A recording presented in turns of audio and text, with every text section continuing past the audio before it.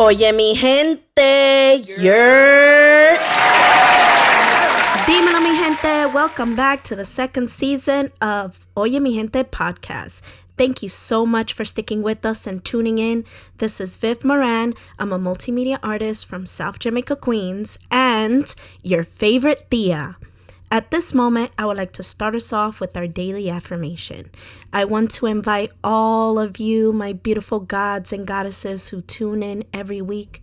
And if this is your first time listening, welcome. I invite you to join in as well. Affirmation.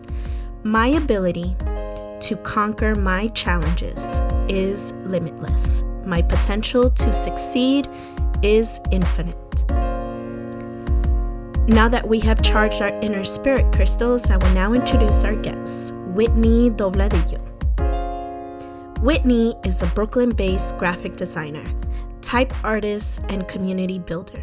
When designing, her goal is always to give the best representation of her client's vision.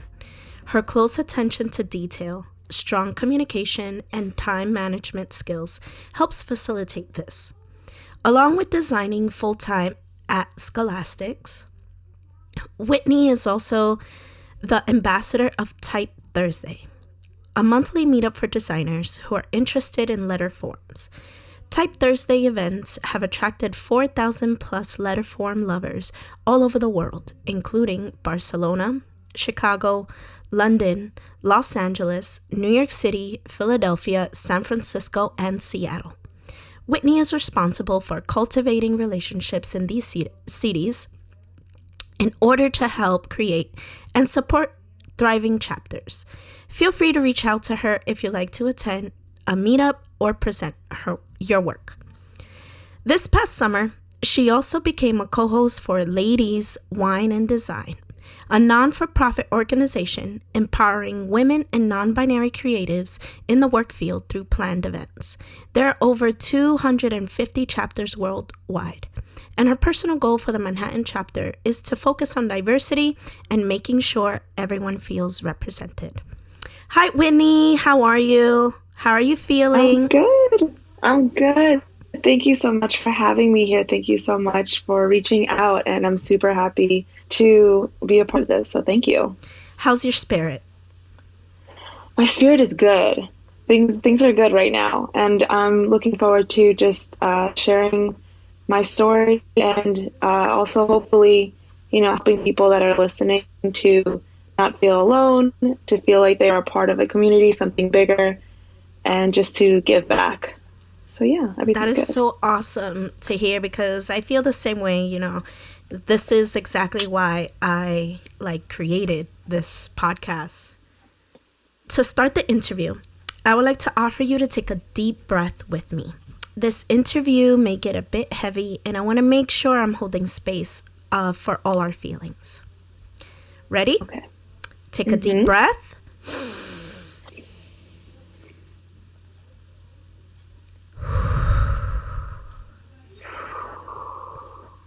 Okay, let's start.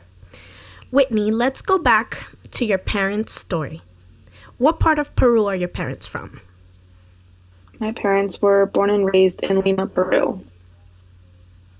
What part of Lima? Because Lima is so big.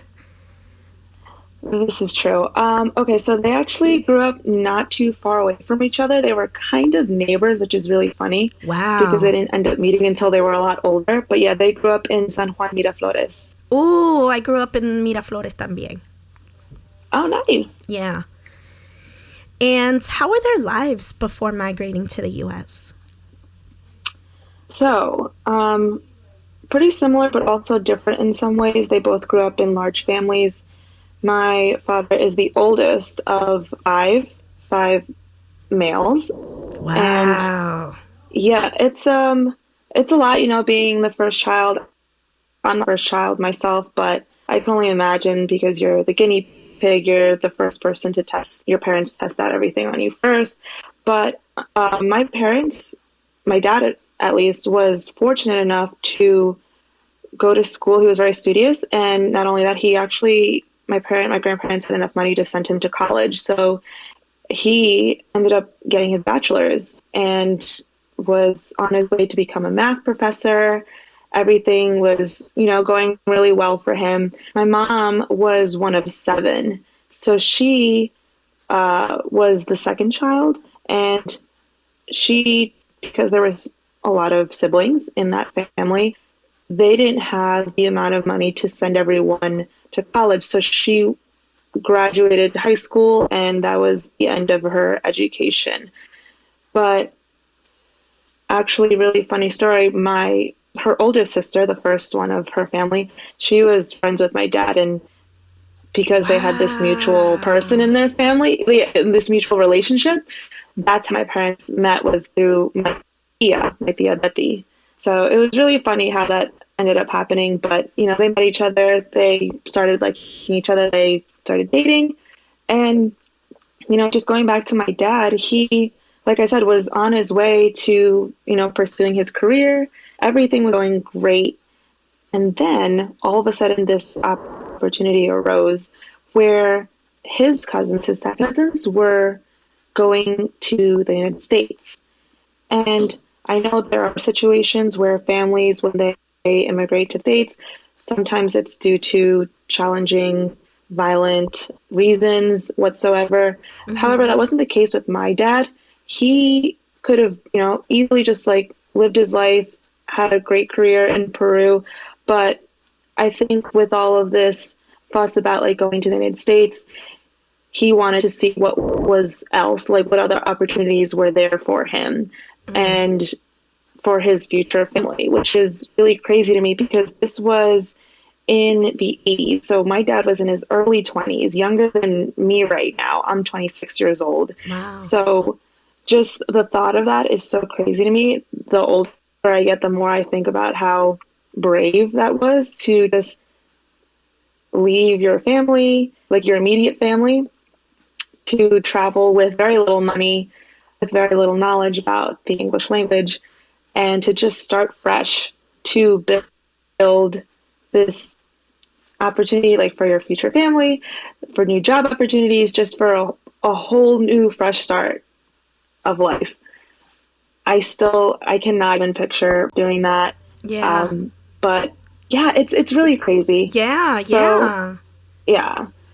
Um, And your well, mom? he ended up coming. Yeah, so my mom ended up coming a year after my dad. Ah, okay. And yeah, it had to be that way just because of financial reasons. Mm-hmm, mm-hmm. My dad, his when he first got there, he was with second cousins. He was with some extended family members. It's really interesting too because sometimes I ask my dad, I'm like, why New York? Why did you end up in New York? Why there was out of all the states everywhere, what made you end up in Long Island, New York? And he just said that that's where his cousins, they heard good things. They're that's where people were heading that they knew, Mm. and they just wanted to start fresh in New York, Long Island to be specific. What part of Long So Island?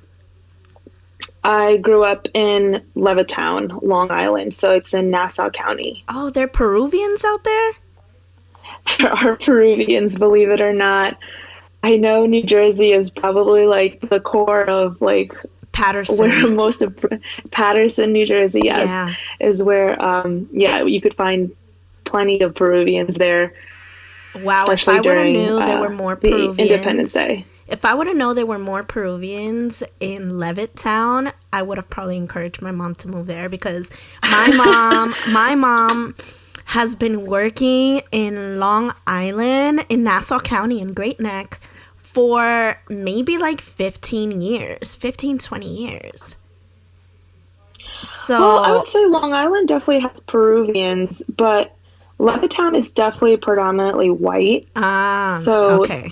yeah, Okay. I definitely can. Yeah, I'll get more into that. I'll Yeah, get more no, into that, yeah. growing up, totally. But yeah, so my dad has, getting to New York. First thing he had to do is obviously just get a job, and he worked everything that he could possibly get a hold of. So anything as little as being a busboy was probably his first job. I think I recall him telling me that. Working in factories, working in dry cleaners, anything that anywhere that would hire him, honestly, just so he can start getting some money to not only for himself, but also to send back to his family in Peru. Also, while saving up to help my mom come to the States a year later. So it was a lot of like managing savings, but also spending to make sure that you have enough to, fulfill your life and keep going. But it was crazy to think that that's how long distance for an entire year, my dad and my mom, while she was still in Lima, Peru, they would write letters to each other all the Aw. time. Yeah, actually, it's funny because they would send pictures back and forth in these letters. Oh my And when I God. look back at the pictures, sometimes I'll look at old photos and I turn to the back of the photo and I see some of the letters that my dad wrote to my mom, and I can hardly make it out because his handwriting is so illegible. But I know there were cute sayings and cute messages. So eventually, my mom also had to make the decision too, where she dated someone and a year they were long distance, and to still think like, yeah, I still want to move to an entire Yeah. different continent, leave my whole family behind, and start a new life with him to also provide for a future family that they didn't have any like plans right away to, start building a family, but just knowing that they always had their mindset on the future when they left Peru, when they started getting jobs there, when everything was always like building up to what was going to be in the future of their lives, which is crazy because back in the day, there was no FaceTime, there was no Yeah. like web chatting or anything like that. It was just simply just calling cards, and then you only get like 15 to 30 minutes to just talk to your family every now and then. And I don't know how they did it because I'm really, really close with my family, and I don't think I can do that. No, I for think to myself, real. like, it's like the biggest, like the bravest thing that they could have ever done. It's not easy coming to the States. It never is. And just knowing that all these risks you're taking too is just, it's really frightening for me to think about right now, like what was going through their minds, trying to put myself in their perspective. But the fact that they did it in their early 20s, and they, built their way up, just like a lot Yeah. of people have when they come to the United States. So Their story it's sounds crazy, but really, really incredible. I know they have worked hard their whole lives, just because it's proof right now what I'm doing with my life, the way I'm living it, was only just because of all the risks that they took. So a lot of what I do today in my life, I always take it with gratitude, knowing where it came from, how it started. So yeah, I mean they came to the United States in the 80s, Hmm. and surely enough, after working and spending some time in the States, my mom found herself pregnant with my older brother, and 5 years later, I was born. Then another 5 years later, my sister was born. So here we all are, growing up in Levittown, New York, in Long Island. Mm. And as I was saying, it was, and it still is it's gotten better, but it's a very predominantly white town. I grew up in the suburbs, Hmm. and I didn't think much about it back then because I realized a lot more things as I got older. But I just felt very outcasted from the beginning. Hmm. One, being very blatantly that I was someone of color in going to school with predominantly white kids. And I just, uh, I also was still learning English because my first language that I learned was Spanish. Hmm. My parents would leave me with my grandma before I started school, so I learned a lot of Spanish. I learned a lot of religious songs. I knew everything in Spanish before I started learning English. I started learning English through TV, through Nick Jr., through TV shows, and my older brother. And when I started school, I was still learning at the time. So I was very cautious about what I would say because I didn't want to be targeted, I Hmm. guess, Hmm. or made fun of, or pointed at, or looked at in a weird way. So because of that, I was a very shy kid growing up. which people that know me today or meet me now find that very hard to believe. And I've thought about it, and I think it all really makes sense because, one, I was someone of color, and there weren't a lot of people that looked like me when I went to school, when I started in kindergarten. And also, I just didn't really know a lot of English, so I was super quiet. I did not like to speak at all in class. I would only speak if I was called on. But also, just being like that it made me a target too, because I got made fun of for being quiet and weird because I didn't speak a lot, and it was just really hard to find people that I could relate to. So as the years went on, as I kept going, I kept getting older. There was more Latinos that started coming to my school, but there still was like a predominantly like Caucasian population in middle school, of like elementary school, middle school, high school. So it was just really hard. It was really hard growing up that way. It was hard also when I was learning English.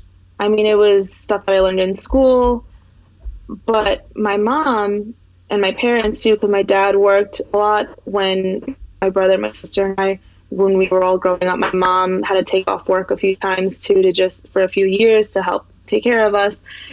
And things, I know people have mentioned this before, but simple things like having my mom take me to doctor's appointments so I can be her translator. Yeah. Because she didn't know how to tell the doctor exactly what was wrong with her. And I, being like a 6-year-old or like a 7-year-old, had to say these things like, well, her kidney is hurting her for this reason, or and I'm just there trying to just like take it all in, but also really just trying to like, because I didn't have a phone at the time, so I couldn't like Google Translate. How do you say this in English? For real. It was just so hard growing up before, before like the phone age, like technology, social media, all these things.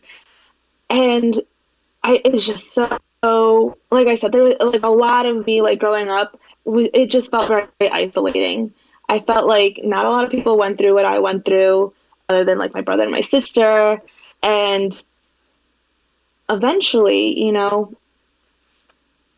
because I got older and I got a phone, I think one of the big reasons why I'm a huge advocate for communities is because through communities, I found out that there are more people like me. It's not just like a my family thing. It's not just a Peruvian thing. It's like a whole like Latinx community where we all are very much similar, more similar than we think. Yeah. And we go through the same situations.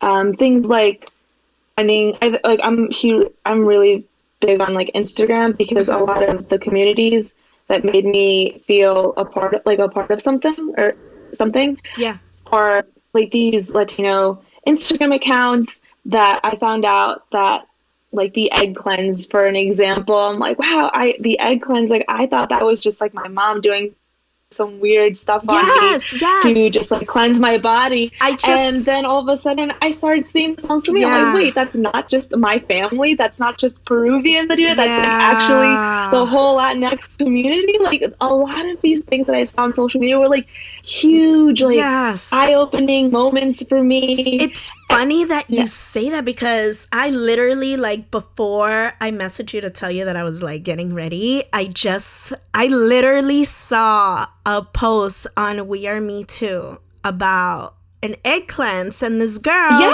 saying, be careful who you have in your circle, porque el mal de ojo is a real thing. Her sister's egg came out like with the, like the lines, it came out clear pretty much, right? Yeah. But then el vaso de ella was like super cloudy. It was almost like the yema had like popped or something. Oh my God. It was, And like, it just weird stuff. It just brought like I've me never seen back. I do that before. Yeah. It brought me back to when I was little, and my dad used to pasarme el huevo because, like he believed in that stuff. So he would like pasarme el huevo, and And he's like, oh my God, alguien le puse mal de ojo. Because, you know, even when I was younger, I was always like very, ¿cómo se dice? A mí se me pegaban las cosas.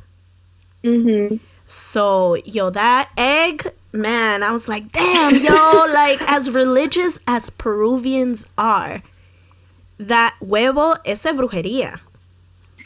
It's legit. I cannot even begin. So that my mom used to do that a lot to me when I was younger. But when I started seeing it a lot, like pop up a lot more on social media, I'm like, I need to do this again. I was like, when I, like, not even like maybe 2 months ago when I went back to Long Island to visit my parents, I was like, Mom, I need an egg cleanse. Like, I've had lots of sustos. Like, I just need to like get everything out. And she not only did it to me, she did it to like my sister, and then we even did it to my dogs, because I have one dog that's like scared super easily. But like, it's real, because when she did it, all of our results were all different. Mm-hmm. And that, you can't make that up. No, that's not something you can fake. No. So that's my little story on that. Yeah, like, I feel like, so a lot of people, like the older generation, it's always like ragging on us about like social media and how we're so into our phones and so into our line and we don't go outside and XYZ. But the reality is that through social media is how we find our community, how we have found our community. If it wasn't for social media, I would not have been connected to you through Connie, through Alegría Peruanex that she has created. And I feel like, you know, like, even with me, like, growing up, I was always searching for community. I was always searching for representation. I was always searching to feel like included somewhere, because like you, like, I grew up in a predominantly Black neighborhood. That's pretty much like all I know is Black culture. It's like literally like ingrained in me, and I have maybe like 5% of Latin culture through my tios and tias and primos that would come over to my house for a house party, you know. And then my dad would have like, I don't know if you ever heard this this like get together that Peruvians have called like El Sapo, or like something like that, to do with some type of like frog, and they would have like this big giant thing in the game. My dad totally brought that to our family parties. So that's pretty much like all I know. And outside of that is like, damn, like outside of my tios and tias, there really wasn't any Peruvians. Yeah, you know? I feel like Peruvians definitely feel like there's not enough of us, or that we're like super spread out, but that's really not the case. And social media has definitely helped me out with Alegría Peruanex, or the account being Peruvian. Like, I feel like right now is such a great time, with at least through Latinx communities, I'm going to say more specifically Peruvian communities, because there hasn't been a lot of Peruvian representation, but as of lately, more people are creating content and just trying to create this whole platform for Peruvians to finally be represented. And I love that. And I encourage anyone to just start creating content. Post videos of yourself, or post just, whether it's like typography or drawing or illustrations, like just post to be representing your community. I definitely agree with I encourage everyone to keep doing that. I'm trying to do that right now with my sister. My boyfriend does video editing too, so we're working on trying to get more Peruvian content out there. But time is just like, there's not enough hours in a day, because there's just so much going on in my life. But like, I'm really trying to make more time for that. And seriously, like, for real. So accounts like this has been like making me feel a part of something, and I'm so proud right now for Peruvians to be doing more things like this now. Since like, so I started following Being Peruvian on Facebook. One of the creators used to do these videos, right? And you know, if you hear me talking Spanish, you would never know that I was Peruvian. Not even Peruvians believe me that I'm Peruvian. Like, I literally do not have the Peruvian accent. I'm a mix of Dominican, Puerto Rican, Colombian. So Okay. it's like hearing his videos and listening to his Peruvian accent, like when he would say "conche tu madre," I'm like, oh my god, he sounds like my tios in Peru. And when he would say "carajo," and like just talking about like, I remember the first video I watched where it was like when Peruvians first get to the city, first get to New York. They're like backpackers, like, oh, mira eso, like talking about how it looks. And then a couple of months into living in New York, and when the winter hits, he literally had his what is it, the wool hat that they wear in Cusco, with his the chuyo? yes, with his whole like jacket wrapped up, talking through WhatsApp, saying "tengo un frío, me falta una sopa," and I'm just like, oh my god, I thought I was the only one. So yeah, I'm definitely like grateful. I'm grateful for social media. Definitely. I don't care what anyone says. I'm grateful for social media. So I want to ask you, since we were on the topic of talking about social media and creating content, how did you get into art? Okay. Yes. Sorry. So kind of going back into my parents and, kind of shaping me who I am today. My mom actually was the one who taught me how to draw. And Wow. it was just simple as like, because I didn't go to preschool, there was no one that was able to take me or pick me up from preschool. So I remember, being 4 years old, my mom was entertaining me in the living room, and she would just ask me like, what do you want me to draw today? And I would just say like, oh, a bird, Barbie, a house, a tree, just random things. She would draw them first, and then I would be in charge of cutting everything out. So once everything would be cut out, I'd like put them in this little tin, and I kept all of like my cutouts in there. And then, I thought that was like an everyday thing until eventually I was like, you know what? I'm really busy. I really need to cook. I really need to do stuff. She's like, why don't you actually start drawing? You can do both. You can draw and then cut. And I started doing it on my own, and my mom would help me. But I kind of really felt like it was very like easy for me and very natural. And at a young age, actually, when I was 6, actually, I even still have like my 4th grade yearbook, and it'll show like your baby picture, and the question is, what did you want to be when you grow up? And mine said an artist. So it's really funny because I found that maybe like a couple years ago, and I'm like, wow, I'm like, you know what?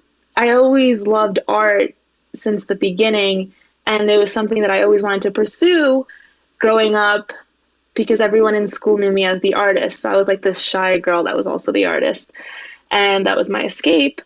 I would draw every single day. Like over the summer, I started not being as social again. I started being social a little bit, started making friends, but then like sometimes I also just isolate myself just to draw because that was very therapeutic for me. It was just a chance to escape. And, and it was that time to like end of high school trying to figure out, what am I going to do? What am I going to apply for? What am I going to study in college? I didn't really know what my options were. All I knew was like art teacher, and I was like, maybe that's what I want to be. And, I know it comes from a good place, but when I told my parents that I wanted to be an artist, specifically my dad, he was not really about that path, that career path for me. He, I know everyone has heard this before, but he was like, you should really think about being a lawyer or a doctor. But like I said, I know it comes from a good place because they, have come this far to provide for their future kids. And now that they have kids, they just want what's best for their kids, for them to be able to provide for themselves and grow up with, a future. Totally get it. I mean, you know what? I ended up proving my dad wrong, which was, fine with me, but he's very, very happy for me. My best friend's older sister was going to school for graphic design, and I didn't know what that was, but I knew she was really good at art. So I talked to her about it. I'm like, what is graphic design? I don't know what to do, but I know I want to do something with art in my future. So she started explaining it to me. You know, it was like a lot about computers, logos, branding, print design, magazines, like just there's no escaping it. There's graphic design everywhere you look, and Yes. everyone needs one. Yep. So, with that being said, I'm like, okay, you know what? I still don't really get the full gist of this, but I'm going to try it out. Surely enough, I ended up applying to the school that she went to, also to study graphic design. I got accepted. I went to school upstate with this, it was this little private Catholic school that had a really great graphic design program. So I really enjoyed that the classes were a lot smaller because you got more one on one Yeah. times with the Yep. professor. And I loved it so much. I stuck with it and I graduated in 4 years. That was actually another big deal for me, was me going away to college. My older brother went to school at a community college nearby, so he commuted, and I knew other people that would either go away to school, you know, like abroad, or just like out of state, just like you're not living at home. Yeah. And I really wanted that. I didn't want to stay at home. I wanted the full college experience. Yeah. So I applied to schools in the city because there's a lot of really great art schools in New York City. I was very fortunate enough to grow up so close to New York City. I applied for schools upstate New York, one of them being the college that I ended up going to. And it was really great because I got accepted into these really amazing art programs, art schools. One of them, I ended up being stuck between two choices in the end. One was School of Visual Arts, and then the other one was the College of St. Rose, which is what I ended up choosing because I knew if I would have ended up going to School of Visual Arts, SEA, I still would have had to commute. It was Yeah. also way more expensive than the college I ended up going to, and that college ended up giving me more financial aid anyways. So in the end, I mean, I'm still happy with my choice because I'm back in the city. I live in Brooklyn now, and I'm working in Manhattan. So I'm still where I wanted to be, which I'm very happy with.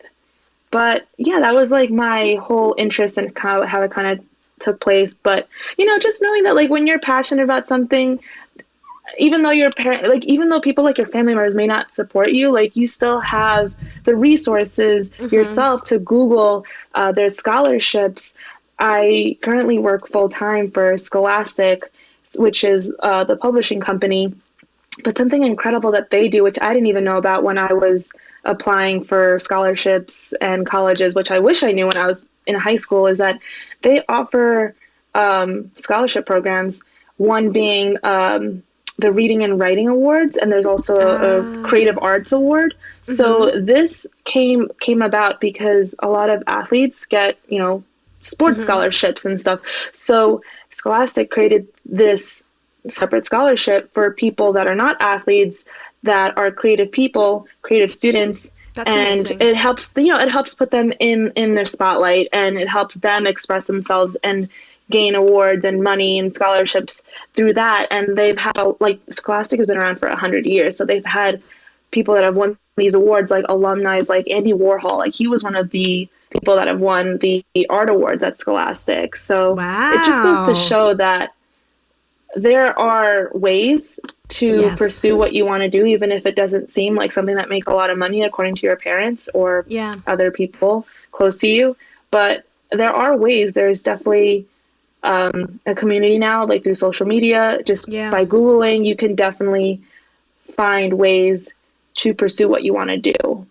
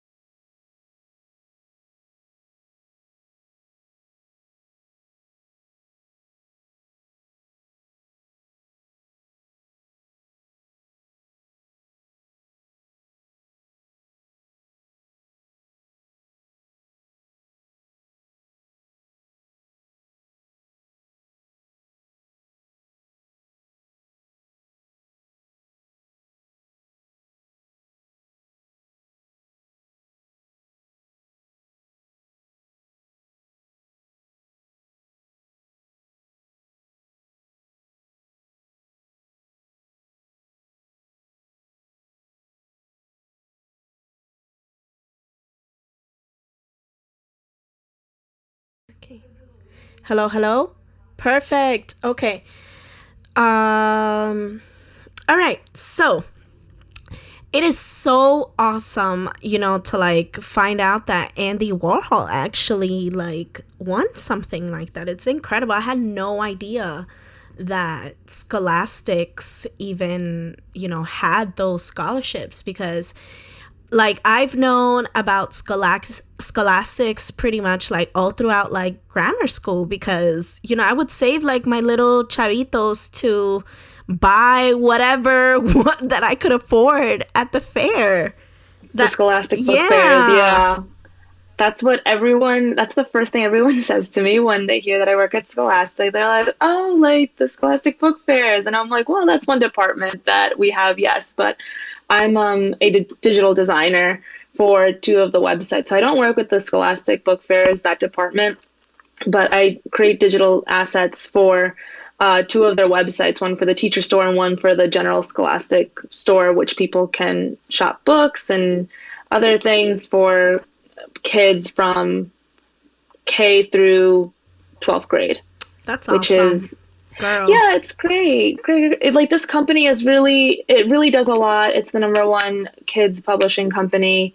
And I mean, there's lots of other perks too. Like the company itself, there is an employee book club. And I would be lying if I said I read my whole life, but growing up, that wasn't really a priority because I feel like my parents had a lot of things on their minds, and a lot of it was mainly like, how can we keep making money to like provide for our family? Mm-hmm. So reading was never pushed on me at like growing up. Like obviously in school I would do it for homework and stuff, but never like outside of that. So it's really crazy how working for this company, I wasn't a big reader, but I wanted to, like, again, like I love being a part of communities and just trying things out and going to events and clubs and meetups and things like that. So I started going to the book clubs and the librarian, we have a library in the office, and there's a librarian, and she picks a book out every month, and we group after every month, at the end of every month, and discuss it. And it's really fun because a lot of the books that she selects aren't always YA books, young adult books, or even like, smaller books. It's like, she picks like lots of different ranges of books. And sometimes like I'll find myself just like roaming around the library, and she'll just be like, what are you into? What do you like? And I'm like, well, I'm all about like women empowerment. I love reading about underrepresented communities. And she handed me this book, and I read this book that to this day I would still say it's my favorite book right now. It is called I'm Not Your Perfect Mexican Daughter. Oh my God. If you have not read this book, I highly recommend it to anyone to read this book, because you don't have to be Mexican. Yeah. Hence, I'm not Mexican. I'm Peruvian. Yeah. I love this book. You don't even have to be Latinx to read this book. This book highly is about relatable. It's just about being a first generation person and trying to relate to this world right now, and also like just the conflicts of growing up with very traditional parents that grew up one way because the cultures, like American culture and Latinx culture, like how our parents grew up traditionally, it's just so different, and how much there's like a lot of conflict, a lot of headbutting, and it's just so real. It's so raw. It's like the character is so savage. She's so funny. She makes me angry. She makes me laugh. I cried with this book. And now I love the book so much that I bought the book in Spanish. So I'm trying to work on my Spanish muscle, because now that I don't live with my parents anymore, I'm not speaking Spanish every single day. So it's something that I really am trying to work on to not lose. So I highly recommend, if anyone that doesn't live with their parents anymore but still wants to practice their Spanish, go buy a book that you have probably already read, just so like you know what the story is about, and you can focus more on like the language and the wording. Yeah. Buy a book in the language that you're trying to learn. Totally. Because it's a little slow. Like I'm reading it definitely a lot slower than I would in English, but it's definitely helping out a lot. Yeah. It's funny. It's funny and incredible that you say that you like learned art through like your parents, because I learned art through my dad. But in learning art through my dad was definitely like your dad, not for that like artist job. It was definitely very like computer. It was always, I knew that even going into high school and going into college, I needed to get into IT. And I also That read a lot. So it was like art and reading. And art helped me communicate because I also didn't know English when I came here. I'm an immigrant. The actually first generation is my niece, my sister's daughter, my niece. yeah. Because both me and my sister are immigrants, so she would be a first generation. It's tough. Yeah. It's really tough. Like, I know it's not as tough as the people that immigrate here, but No, I don't want to say, definitely. yeah. Definitely. Yeah, like, I don't want to say that I myself feel like an immigrant at times because I can't compare to what, like, my life compared to, like, what my parents have been through. But growing up, I felt similar to ways that they felt like when they first came here, where they felt very outcasted. And I felt very outcasted myself growing up, like being Same. a child and not feeling like you fit in. And just going back to social media, like that's really when I started feeling like I was a part of something. I was a part of something more than just like within my family or just within like the Peruvian community, but more so just like the Latinx community. So I just have so much respect for it. And I'm always looking for ways to represent people of color Definitely. or women empowerment, like all these communities that are very underrepresented. That's who I want to empower. That's who I want to represent going forward, Facts. because I grew up I felt like I was just a part of so many underrepresented communities growing up that like now I just want to help them out that much more because I So know what that feels like. I totally agree with you. So is it like safe to say that art helped you find your place? Definitely. There is also just an amazing creative community. So going into art, like I studied graphic design, and like towards the end of like my college career, I started finding more of an interest in letter forms and drawing letters because they're very detail oriented, but also how you can just make it completely abstract and just like make a word like completely different and just play with it. And that was kind of what I was gearing more towards the end of my college career, was more so lettering and playing with that. I used to love just illustrating like nature and stuff growing up, but then like I started really learning more about typography and getting Yeah. really really into that. So No, when I yeah. started it, like, yeah, so like you, and then plus like you can like really like create your message, like Yes. literally like you have your message and what you want to say, and that we just have more of a voice. I feel like through Yeah. the creative community, like you create your voice Yep. and you Yep. post it for other people to see, to share, to relate to. I totally agree. I have a friend who's actually an amazing typography artist. Her name is on Instagram Priscilla Creates. And Okay, she I'm gonna look her does, up. yeah, and she does some of the letter work for Starbucks. She used to work for Starbucks.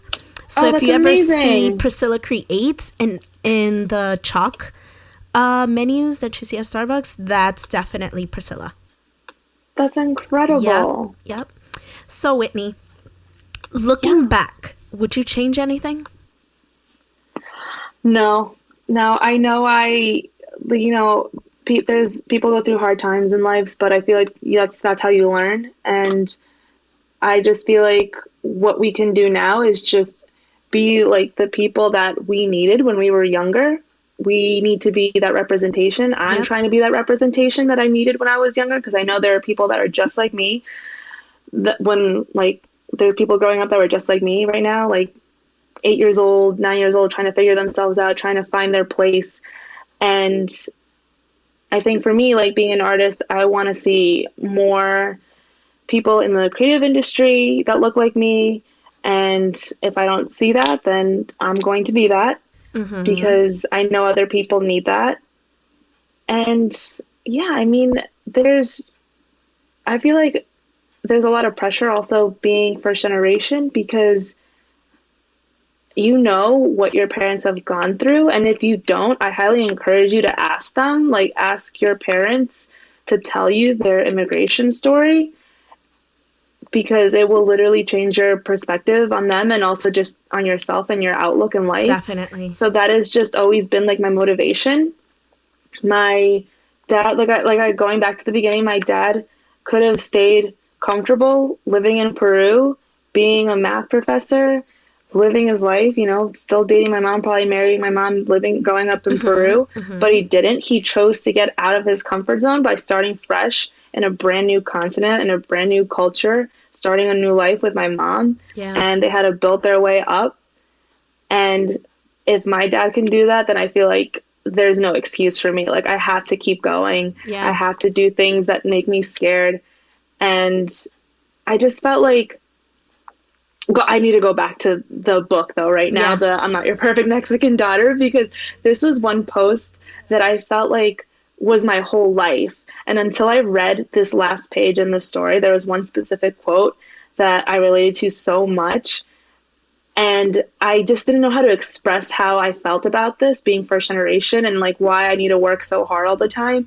But it makes sense once I read this.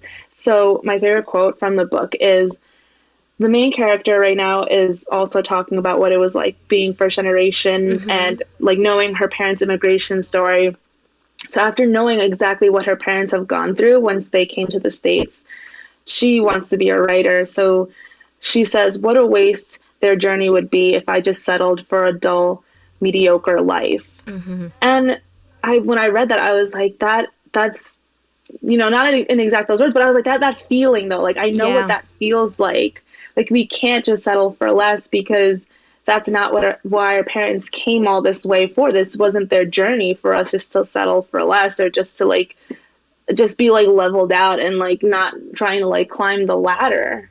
Yeah. So I always I'm gonna read that book now. You need to, like, everyone needs to read this book. It's just it's so amazing. I'm reading it again in Spanish, and I'm gonna love it all over again. But yeah, I mean, like, you need to do things that scare you. You need to go out of your comfort zone, like my dad did. You need to not settle for less. You have to keep going. But there's a lot of pressure with that too, because I just feel like there can't be room for failures. But even though I know failing is also part of the success, but sometimes I try to like knock that out of my head, because I'm just trying to like keep doing things to keep myself busy and help people in these communities, which is why I started volunteering with these other organizations. I'm not being paid to help out with TypeThursday or Ladies Wine Design. I just love going to events so much that this is simply how I got involved. I would go to their events, and then the organizers saw me. I would talk to them. I'm definitely a lot more outgoing than I was when I was a child. And they wanted me to be a part of their communities. So with TypeThursday, I go to other communities, other chapters in other states or countries to help them out, that community, and find people that, you know, are willing to present their work, get feedback, because that's like a growing community right there. And then there's Ladies Wine Design, where that's all about helping people that are underrepresented, women and non-binary creatives. And that's something that I've noticed from going to events in New York City. We're supposed to be like the most diverse country, but I noticed in the creative industry, it's still predominantly white. And I'm personally, like, my personal mission right now is I'm trying to figure out why and how I can change that. But one way of doing that is I want to see more people of color go to these events. So it's not just about like pursuing your career and doing, it's like, you know, by doing simple things like going to networking events or communities and meetups, like that can also just change your career, your personal life, your professional life, because that's what happened for me. Like, I didn't have to pay anyone to, like, I was just going to events, like free events, and things like that happen. And I want to see more people of color, like people that are underrepresented, be at these events and attend. So if you are someone that wants to get involved in the creative community, like, I highly recommend that you reach out to me or something, email, Instagram, anything like that, because right now I am in a position, especially with Ladies Wine Design, because we're right now in the works of, for 2020, we're putting on events. And anytime we put on events like panelists, we get people for portfolio reviews, anything like that, I am like the diverse cop. I'm always looking to see how we can add diverse people into the mix for the events. That's And amazing. I want to meet more diverse creatives, more Yeah. diverse people, because that's what we need right now. Yeah, very true. All right, guys, it's time for the One Piece. Not to be confused with that widely popular anime that we all know and love. This is that one piece of advice you would give to a younger you. So, Whitney, after everything that we have discussed about what you've been through, your parents, what advice would you give to a younger you? I would say to be more, just to ask as many questions as possible with your family. I feel like you learn more about yourself through your family, through your parents, through your grandparents. So just ask all the questions.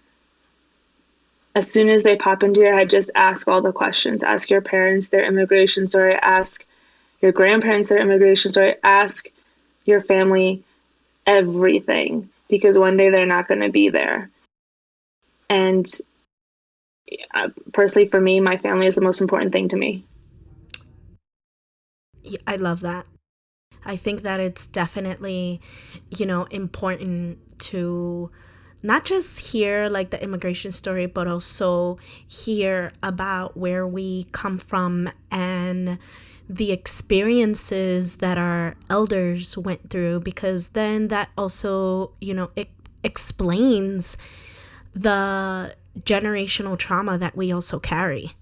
Yeah, it's like it's self-discovery too. Yep, totally.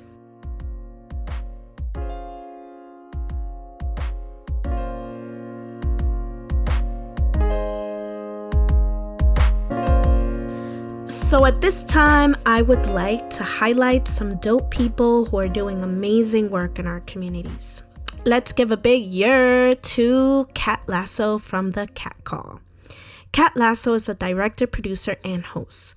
The half Colombian, half Peruvian New Yorker has made a name for herself for being a no-nonsense Latina who tells it how it is.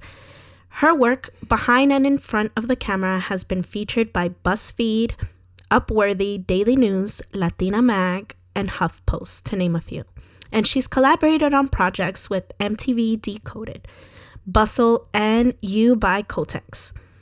Kat was also a video producer for the Latino digital platform Me Too, where she's known for her series The Cat Call, which she directed, produced, wrote, and hosted. The Cat Call is a web series that debunks Latino taboos and misconceptions about the Latino community. The series as a whole has garnered over 14 million views. Currently, Kat is working as an associate producer for the socio-political feature documentary about reggaeton by Mass Appeal and directed by Raquel Cepeda. Okay, guys, we've reached the end of this episode, but before I bid you all adieu, I want to pose a question to you all, mi gente, including you, Whitney. This week, I want to ask, oye, mi gente, what makes you laugh the most? Piénsalo.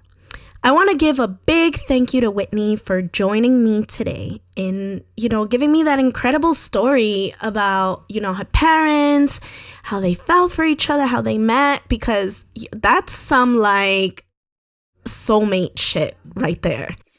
Like, that's an incredible love story. What you've been through as a first generation and then what you're doing today. So thank you for taking the time out and having this discussion with me. I really appreciate you. I really appreciate you too. Thank you so much for having me. Yay, I hope we get to work together again. Definitely.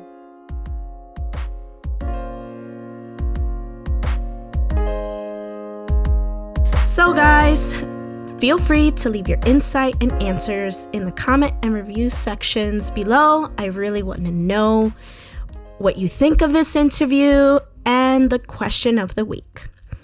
All right, guys, that's it for this week's episode. Remember to follow us at OMG Podcast on IG. We're available on all your favorite streaming platforms.